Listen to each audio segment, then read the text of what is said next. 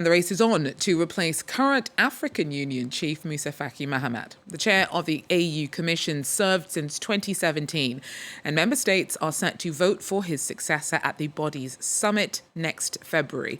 Senior politicians from Djibouti, Madagascar, Mauritius and Kenya have all thrown their hats into the ring.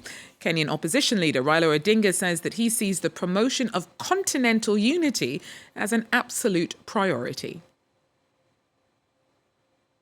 My selection to be Kenya's candidate is not about one man's ambition, but an African's journey to serve the motherland.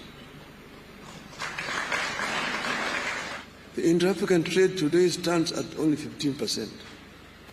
Inter-European trade stands at 70%. Inter-Asian trade stands at 60%. Even inter-South American trade stands at 35%. We need to ensure that Africa trades more with itself. Well, for more on Odinga's bid, Bastien Renouil brings us more from Nairobi. Heads of state were in Nairobi this Tuesday to take part in the launch of Raila Odinga's campaign to become the next chairman of the African Union. The event was organized by Kenya's President William Ruto, and he had one thing in mind. He was trying to show that all the leaders of the region are behind one man, Raila Odinga. Since his youth, he has been fighting alongside the opposition here in Kenya, but he is also widely considered as a Pan-Africanist, as someone who fought for democracy in Africa. I can tell you that here in Kenya, many are happy about this candidacy, but several political analysts also believe that President Ruto has something in mind, that he is trying to bring Raila Odinga away from Kenya in order to weaken the opposition. Democracy is always fragile, and there are always sorts of threats. But I think there's enough strength in the country to continue with or without individuals.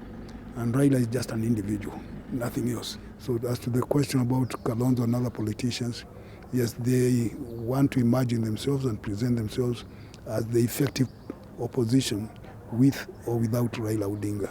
And in fact, they are saying they don't need him. And he can go to the AU or wherever he wants to go, but the opposition will continue to be there.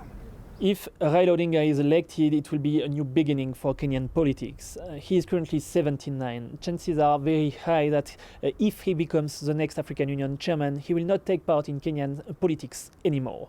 Recently, he's been criticized by his supporters for being too close to President Ruto. They even say that he started an unofficial alliance with the president. So being elected as the AU chairman would add a final positive step in his legacy. But he needs to be elected. He will face three other candidates, the former foreign affairs ministers of Madagascar, Mauritius and Djibouti. The election will take place in February 2025.